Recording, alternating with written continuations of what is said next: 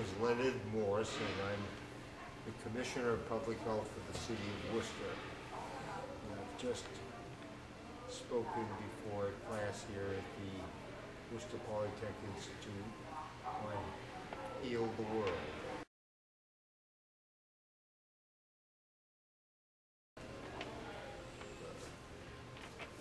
Yes, all infection like that is preventable, and as a result of that incident, which happened 40 years ago, there have been new public health laws that require, first of all, that the water designated for drinking has to be an uninterrupted, continuous line. You cannot have any interruptions in that water line. So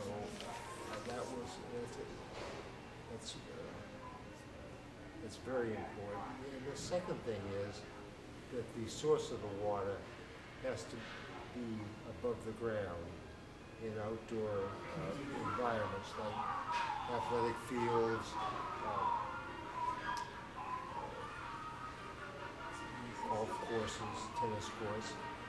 All public health law requires the faucet to be above the ground.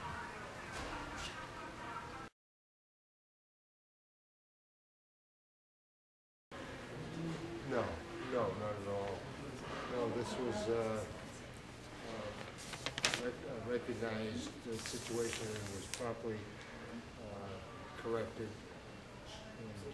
And we, the city, the nation, and the world learned a great deal. This outbreak was transmitted to contaminated water, and that's always a situation that can't be prevented. That's the most important discipline in infectious diseases is prevention.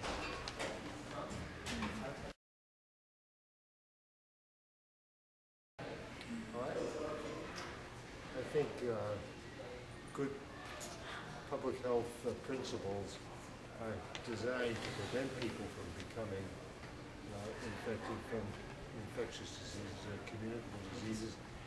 And there are sanitation laws, there are public health requirements, but perhaps the most important is the education of everyone to understand how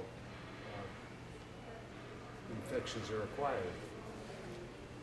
And if you understand that and you employ the good personal hygiene, you can prevent infections from happening.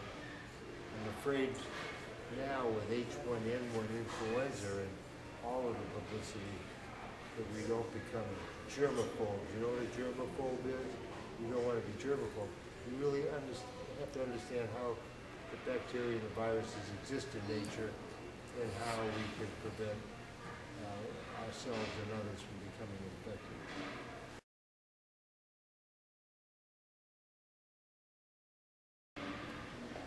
I think if you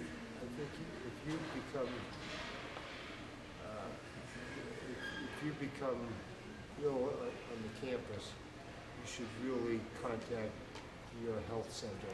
We've got a wonderful health center, WPI.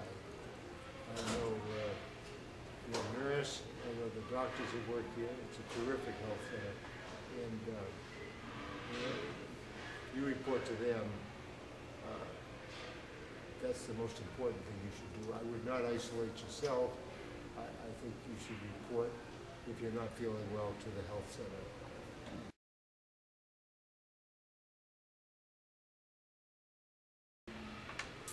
Well, it's no different than we would advise for people traveling on the North American continent that they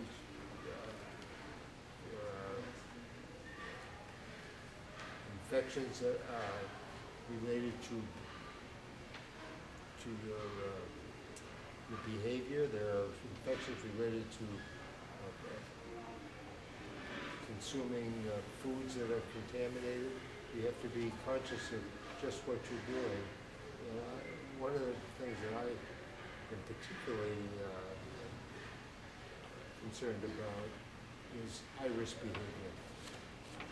High-risk behavior, and with high-risk behavior comes consequences of high-risk behavior.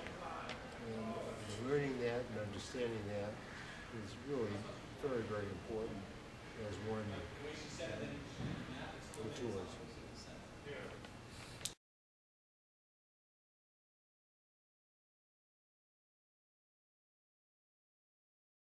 Infectious diseases are very common, yes, but they're all sorts of infectious diseases.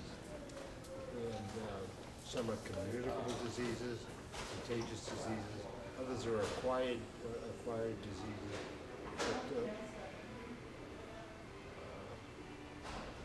they're all labeled an infection because an infectious agent is the cause of the illness.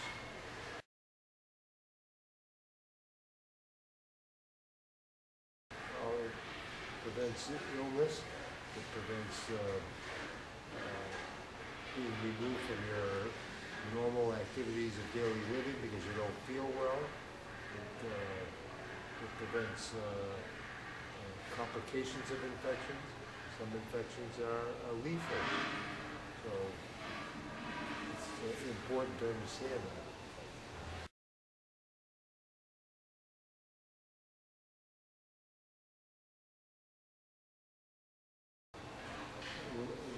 Will not happen because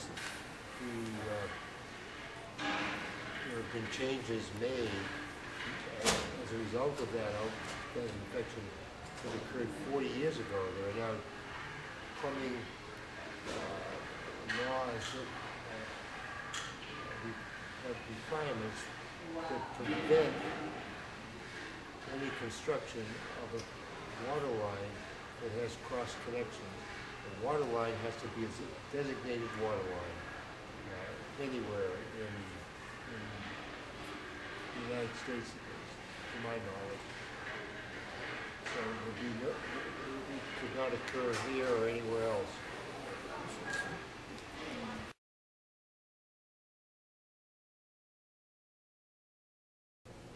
I think we would, the most important thing is to educate people how they can prevent themselves from becoming infected. That's number one. Number two is to be certain that all of the infrastructure in a social setting, as we talked about earlier, that provides potable water, sanitation, pasteurization, time-honored measures of preventing infection, including immunization, like we're doing right now with H1N1 influenza, to prevent people from becoming infected. So it's important. It's a number of things that have to be done. I think the most important is the responsibility that each individual takes to understand it best themselves and to employ good preventive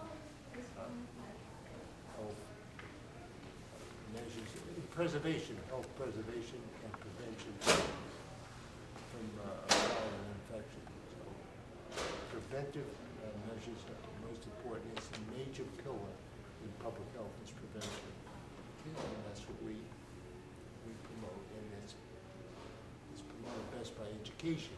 And education begins at a very young age, and it grows as the individual grows. It's a continuation of learning personal hygiene.